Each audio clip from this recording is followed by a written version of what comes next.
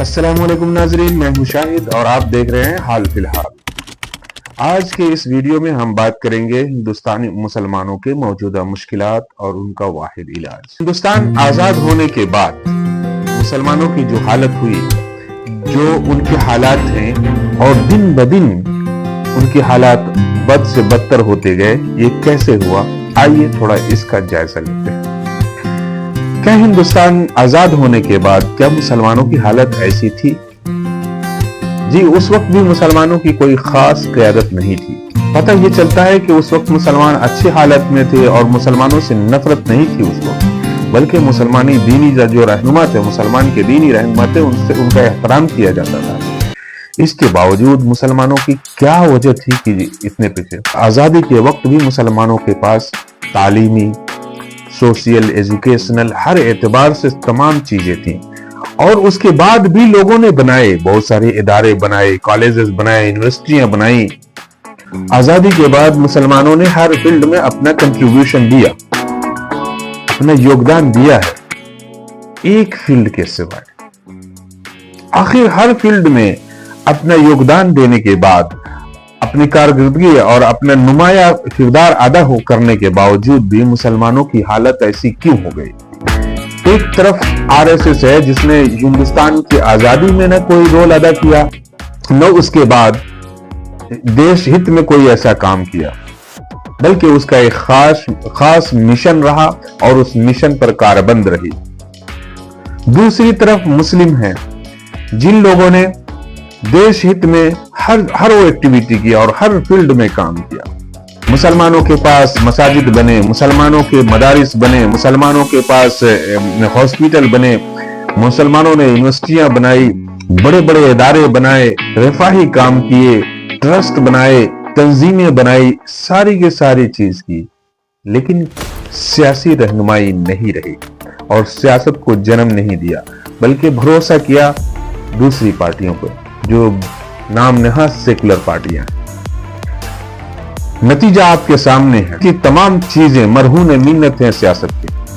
آج آپ دیکھ رہے ہیں، آپ کے سامنے دکھائی دے رہا ہے کہ سیاسی اقتدار، سیاسی پاور جس کے پاس ہے، وہ جب چاہے جس طرح سے چاہے گھما سکتا ہے۔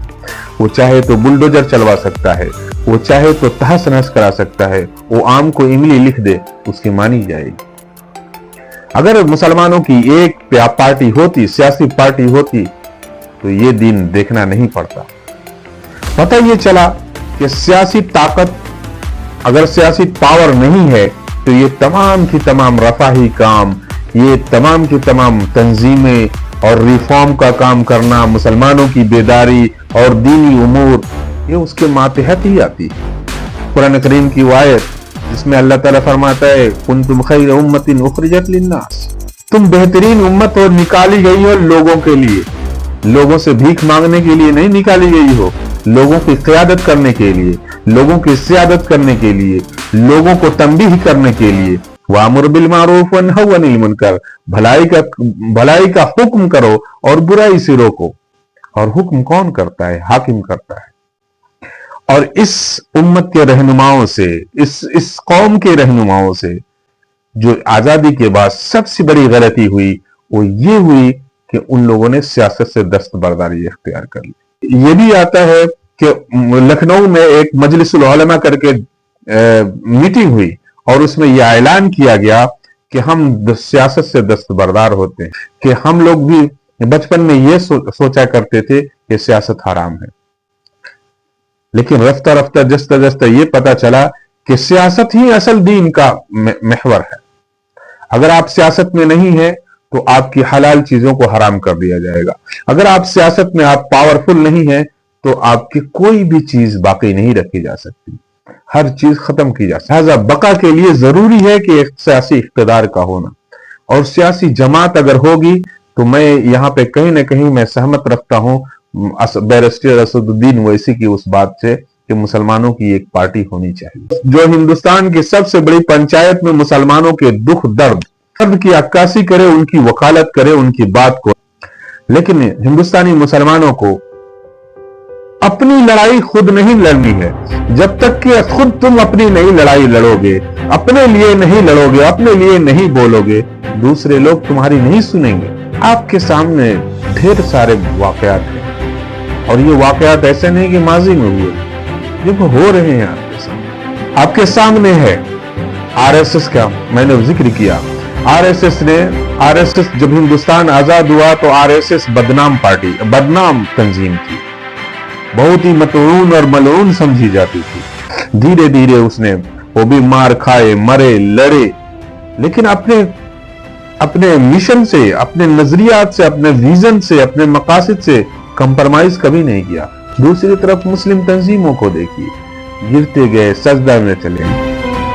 कंप्रोमाइज का ये है, मसलहत का इस तरह से उन लोगों ने मसलहत के जाल में अपने आप को फंसाया, कौम को बुज़दिल बनाया, खुद भी मसलहत के गुलाम बन बैठे शरीयत को छोड़।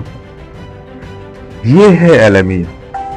अगर आज भी न सोचा जाए, अगर आज भी चाहे देर ही से सही, अगर आज भी एक इख्तिदार, एक सियासी पार्टी का, मजबूत सियासी पार्टी नहीं बनाई गई, हुकूमत बदलना मुमकिन, हुकूमत बदलने का फिक्र छोड़िए, एक प्लेटफॉर्म पे जमा होने का तो कोशिश कीजिए। आप एक प्लेटफॉर्म पे तो आके देखिए, फिर हुकूमत आपकी बात कैसे मानती है। आप पहले एक प्लेटफॉर्म पे आए। आप दूसरों की तारीफ कर सकते हैं, लेकिन आप खुद एक पार्टी नहीं बना सकते। आरएसएस का क्या योगदान है? आरएसएस ने वही किया, एक सियासी पार्टी अपना पैदा करके रखी। आज वो जो चाहती है वो होता है, कुछ पाबंदी नहीं, बल्कि उसी के फैसले लिखे जाते हैं और वही कानून बनता है।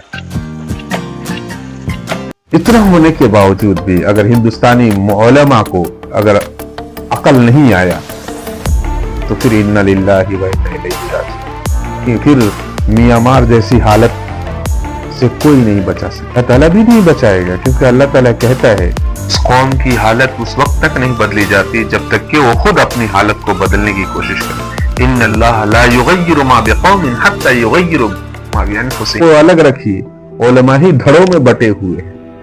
उलमा ही एक प्लेटफॉर्म पे आने से डरते हैं कि उनकी एक दुकान बंद हो जाए। बस अल्लाह ताला से दुआ है कि अल्लाह ताला तौफीक दे और समझ दे, वरना तबाही से तो बचना मुश्किल। ये वीडियो मुफीद लगी हो तो शेयर करें, सब्सक्राइब करें और अपनी राय से कमेंट बॉक्स में जरूर आगाह करें। बहुत बहुत शुक्रिया। अल्लाह ताला आपको खुश रखे। अल्लाह हाफ़िज़।